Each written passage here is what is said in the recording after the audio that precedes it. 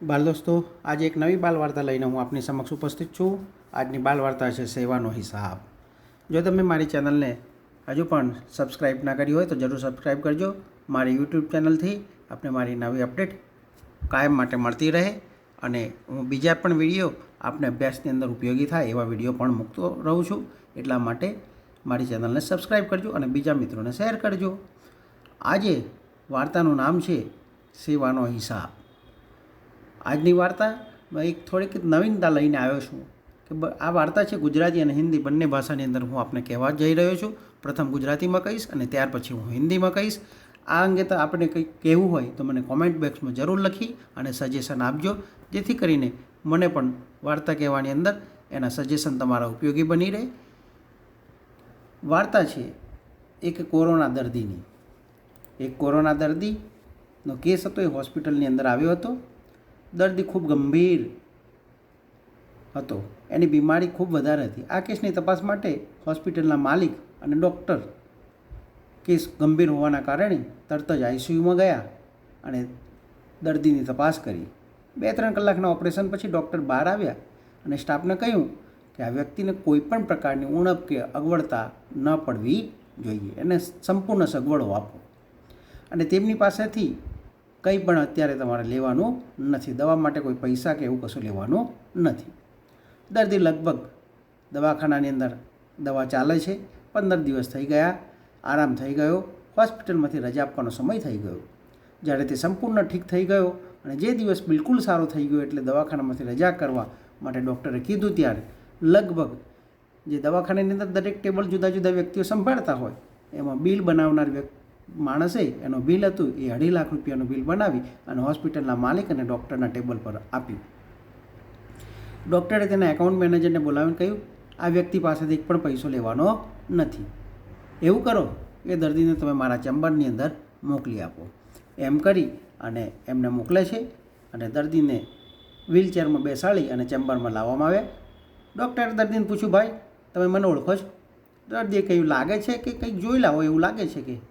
ડૉક્ટરે કહ્યું, યાદ છે 2 વર્ષ પહેલાં તમે શહેરથી ખૂબ દૂર, સાંજનો સમય હતો, જંગલમાં મારી એક કાર હતી એ બગડી ગયેલી અને તમે રિપેર કરી હતી એને. કે તે દિવસે હું પરિવાર સાથે પિકનિક કરવા માટે ગયો હતો ને પાછો ફરતો હતો મારા ઘરે. ત્યારે રસ્તાની અંદર મારી કાર બગડી ગઈ. એમાંથી ધીમાડો નીકળતો હતો અને મારી કાર અટકી ગઈ. અમે કારને એક બાજુ ફેરવા માટે, એક બાજુ લઈ જવા માટે પ્રયત્ન કર્યો, પરંતુ કાર ચાલુ થઈ જ નહીં. અંધારું ખૂબ જ થવા લાગ્યું. ચારે બાજુ જંગલ ઉજ્જળ હતું અને આજુબાજુ કોઈ દેખાતું પણ નહોતું. અને ઘરના પરિવારના દરેક સભ્યના ચહેરા પર ખૂબ ચિંતા અને ઊંડો ડર હતો. ચહેરા પર ચિંતાની રેખાઓ દેખાવા માંડી અને દરેક ભગવાનને પ્રાર્થના કરવા લાગ્યા. ઈશ્વરને કહે છે, થોડીક સહાય કરો ભગવાન, હે ઈશ્વર અમને મદદ કરો. એમ કરીને પ્રાર્થના કરી રહ્યા. ટૂંક સમયમાં કંઈક ચમત્કાર થયો હોય એમ એક ચમત્કાર થયો અને તમને બાઇક પર આવતા જોયા. અમે બધાને દયાથી, કરુણાથી હાથ ઊંચો કર્યો, તમને ઊભા રાખવા માટેનો પ્રયત્ન કર્યો અને તમે રોકવાનો ઈશારો કર્યો એટલે તમે બાઇક પાર્ક કરી અને ઊભા રહ્યા અને અમારી મુશ્કેલીનું કારણ પૂછ્યું. તો અમે તમને જણાવ્યું અને તમે કારનું બોનેટ ખોલ્યું અને તપાસ્યું. તો થોડી જ વારમાં કાર ચાલુ પણ કરી આપી. અમારા ચહેરા પર આનંદની લહેર છવાઈ ગઈ. ખૂબ જ ખુશ થઈ ગયા. અમને લાગ્યું કે હે ભગવાન, તમને તે વેરાન જંગલમાં ભગવાને જ મોકલ્યા હશે. આવું વિચારી, જંગલમાં રાત વિતાવવાનું વિચારીને પણ અમને ડર લાગતો હતો એ સમયે. તો પછી તમે કહ્યું, મને કહ્યું હતું કે તમે ઘેર જ ચલાવો છો. એ વખતે એવું મને જણાવ્યું હતું. કે મેં કહ્યું, હા ઘેર જ ચલાવું છું અને એના માટે મેં તમને પૈસા ચૂકવવા માટે પણ વાત કરી, પણ તમે ના પાડી હતી એમ કે છે. અને એક વાક્ય તમે મને કીધેલું કે મુશ્કેલીના સમયમાં હું જે કંઈ કામ કરું છું એને કોઈ પૈસો લેતો નથી. આ સહાય કોઈ કિંમત હોતી નથી, તે અમૂલ્ય છે. છતાં પણ મેં તમને પૂછ્યું કેટલા પૈસા આપો, છતાં પણ તમે ના બોલ્યા અને 2 હાથ જોડીને કહ્યું કે તે શબ્દો આજે મારા જીવનની પ્રેરણા બની ગયા છે અને એ શબ્દો આજે પણ મને ગૂંજે છે અને એ શબ્દોને હું પ્રેરણા માની. તમે કહ્યું હતું કે મુશ્કેલીના સમયમાં જે કંઈ વ્યક્તિને મદદ કરું છું એના બદલામાં હું કશું લેતો નથી. આ મારો નિયમ છે, આ મારો સિદ્ધાંત છે, આ મારો સંકલ્પ છે.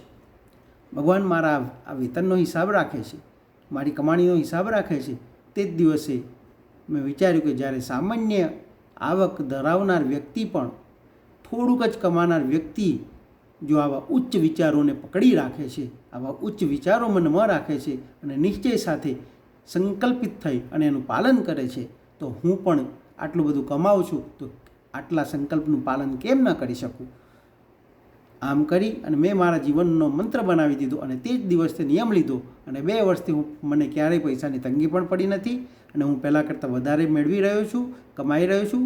આ હોસ્પિટલ પણ મારી છે અને અહીં મારા મહેમાન તમે તો ગણાવો અને તમારા જ નિયમ પ્રમાણે હું તમારી પાસેથી જે કંઈ શીખ્યો છું એટલે કંઈક એ શીખવા બદલ હું કંઈ લઈ શકતો નથી અને તે ભગવાનની કૃપા છે કે તેમણે મને જે તે દિવસે તમે મદદ કરી એ આજે વ્યાજ સાથે ચૂકવવાનો મોકો આપ્યો છે, એ સેવા કરવાનો મોકો આપ્યો છે. તે જ પ્રેરણા તમારી છે, વ્યક્તિની સેવા કરવાની તક આપી તે મને આજે પણ એ પ્રેરણા યાદ આવે છે. ભગવાને તમારા કામનો હિસાબ રાખ્યો અને આજે તે હિસાબ મેં તમને ચૂકવ્યો. મારો હિસાબ પણ ભગવાન દ્વારા જ લેવામાં આવશે અને જ્યારે પણ મને જરૂર પડશે ત્યારે તે ચોક્કસ ચૂકવશે.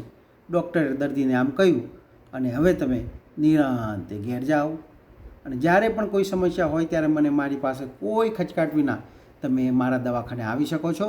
ભગવાન તમે મારા કર્મોનો આખો હિસાબ આજે વ્યાજ સાથે ચૂકવી દીધો. આમ ભગવાનનો પાળ માને છે.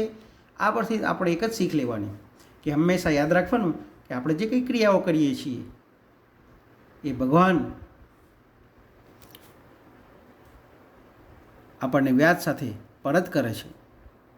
આપણા એકાઉન્ટની અંદર ભગવાન એને ઉમેરતા રહેશે અને હંમેશા આવી જ રીતે દુઃખના સમયની અંદર, કોરોનાના સમયની અંદર પણ આપણે એકબીજાને મદદરૂપ થઈએ.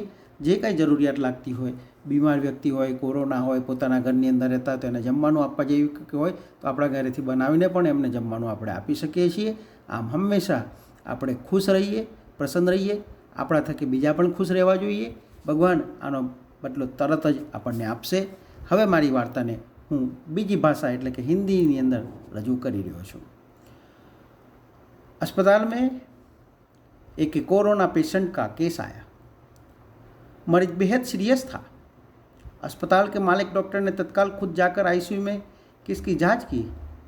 2-3 घंटे के ऑपरेशन के बाद डॉक्टर बाहर आया और अपने स्टाफ को कहा कि इस व्यक्ति को किसी प्रकार की कमी या तकलीफ न हो और उससे इलाज व दवा के पैसे न लेने के लिए भी कहा. मरीज तकरीबन 15 दिन तक अस्पताल में रहा. जब बिल्कुल ठीक हो गया और उसको डिस्चार्ज करने का दिन आया तो उस मरीज का तकरीबन 2.5 लाख रुपये का बिल अस्पताल के मालिक और डॉक्टर की टेबल पर आया. डॉक्टर ने अपने अकाउंट मैनेजर को बुला करके कहा, इस व्यक्ति से एक पैसा भी नहीं लेना है. ऐसा करो, तुम उस मरीज को लेकर मेरे चैम्बर में आओ.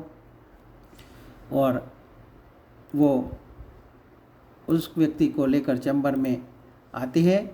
व्हीलचेयर में बैठाकर डॉक्टर ने मरीज से पूछा, भाई मुझे पहचानते हो?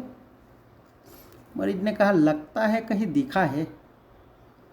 डॉक्टर ने कहा, याद करो, अंदाज लगाओ. 2 साल पहले ठीक सूर्यास्त का समय था. उस समय शहर से दूर एक जंगल में तुमने एक गाड़ी ठीक कर दी थी.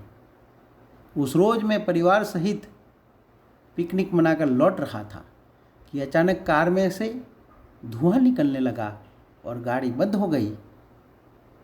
कार एक तरफ खड़ी कर हम लोगों ने चालू करने की कोशिश की परंतु कार चालू नहीं हुई.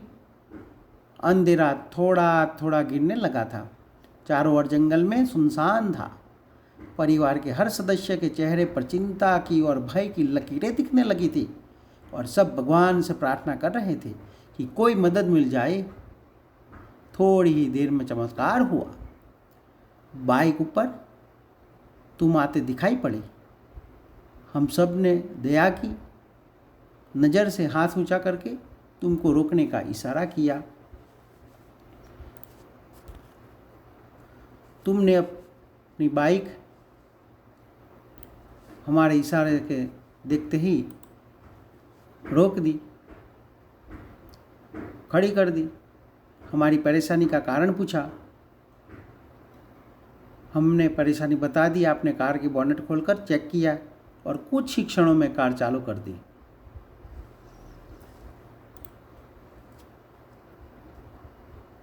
हम सबके चेहरे पर खुशी की लहर दौड़ गई। हमको ऐसा लगा कि जैसे भगवान ने आपको हमारे पास भेजा है, क्योंकि उस सुनसान जंगल में रात गुजारने के ख्याल मात्र से ही हमारे रोंगटे खड़े हो रहे थे। तुमने मुझे बताया था कि तुम एक गैरेज चलाते हो। मैंने तुम्हारा आभार जताते हुए कहा था कि रुपये पास होते हुए भी ऐसी मुश्किल समय में मदद नहीं मिलती। तुमने ऐसे कठिन समय में हमारी मदद की। इस मदद की कोई कीमत नहीं है, यह मूल्य है।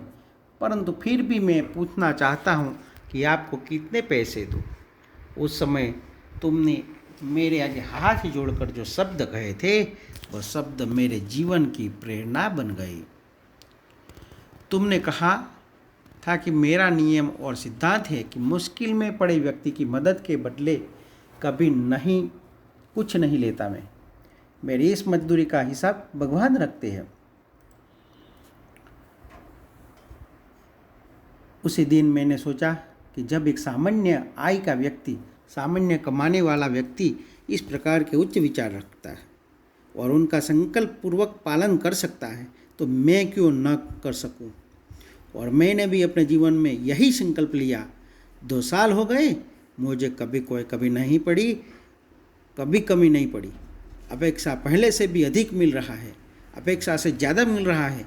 यह अस्पताल मेरा है, तुम यहाँ मेरे मेहमान हो और तुम्हारे ही बताए हुए नियम के अनुसार मैं तुमसे कुछ भी नहीं ले सकता। ये तो भगवान की कृपा है कि उसने मुझे ऐसी प्रेरणा देने वाले व्यक्ति की सेवा करने का मौका दिया। ऊपर वाले ने तुम्हारी मजदूरी का हिसाब रखा और वो हिसाब आज उसने चुका दिया। मेरी मजदूरी का हिसाब भी ऊपर वाला रखेगा और कभी जब मुझे ज़रूरत होगी तो वह जरूर चुका देगा। डॉक्टर ने मरीज से कहा, तुम आराम से घर जाओ और कभी भी कोई तकलीफ हो तो बिना संकोच मेरे पास आ सकते हो। मरीज ने जाते हुए चैम्बर में रखी भगवान की तस्वीर के सामने हाथ जोड़कर कहा कि हे प्रभु, आपने आज मेरे कर्म का पूरा हिसाब ब्याज समेत चुका दिया है। हमें इस कहानी से यह प्रेरणा मिलती है, यह सीख मिलती है कि यदि आप किसी को मदद करेंगे, सदैव याद रखें कि आपके द्वारा किए गए कर्म आपके पास लौट कर आते हैं, और वो भी ब्याज समेत। वर्तमान कठिन समय चल रहा है कोरोना का, जितना हो सके अपने आस पड़ोसी को मदद कीजिए, खाना खिलाइए, खाना बनाने की ज़रूरत हो तो अपने घर से बनाकर उसके घर पे दे दीजिए। जितना हो सके लोगों की मदद करें, आपका हिसाब ब्याज समेत वापस आएगा। सदैव प्रसन्न रहिए। आपको मेरी शुभकामनाएं, धन्यवाद। और मेरी कहानी अब समाप्त कर रहा हूँ।